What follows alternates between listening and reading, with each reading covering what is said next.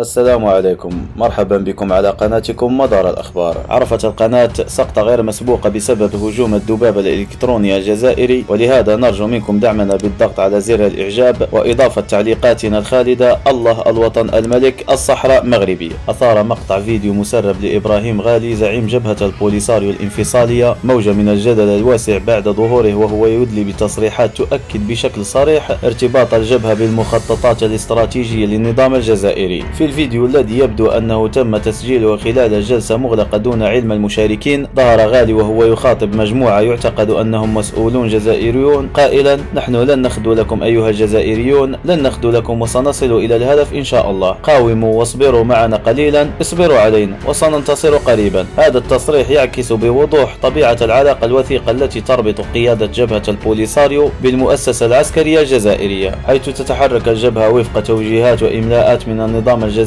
ويتضح من ذلك أن النزاع المفتعل حول الصحراء المغربية هو جزء من مشروع استراتيجي تسعى الجزائر من خلاله إلى تحقيق منفذ نحو المحيط الأطلسي. مصادر متابعة للملف أكدت أن هذا التسريب يشكل دليلا إضافيا على أن جبهة البوليساريو ما هي إلا أداة في يد الجيش الجزائري، وأن خطابها السياسي لا يعكس مصالح السكان المحتجزين في مخيمات تندوف، بل يخدم أجندة إقليمية تتجاوز مطالب الانفصال التي تعلنها الجبهة. كما يسلط الفيديو الضوء على كيفية استغلال آلاف المدنيين في المخيمات كواجهة لمشروع سياسي وعسكري، مع استمرار معاناتهم في ظروف إنسانية صعبة منذ عقود طويلة. ويأتي هذا التطور في وقت تشهد فيه الأطروحة الانفصالية لجبهة البوليساريو تراجعا ملحوظا في الساحة الدولية، في ظل سلسلة من الانتصارات الدبلوماسية التي حققها المغرب، حيث بدأ التحول الدولي يتجه بوضوح نحو دعم المقترح المغربي للحكم الذاتي كحل جدي وواقعي لقضية الصحراء. ويعكس هذا الدعم العالمي المتزايد اعتراف العديد من الدول الرسمية بالمقترح المغربي، وتجلى ذلك في افتتاح قنصليات متعددة في مدن الصحراء المغربية، بالإضافة إلى تبني موقف جديد من قوى دولية مؤثرة مثل الولايات المتحدة الأمريكية، فرنسا وإسبانيا والمملكة المتحدة.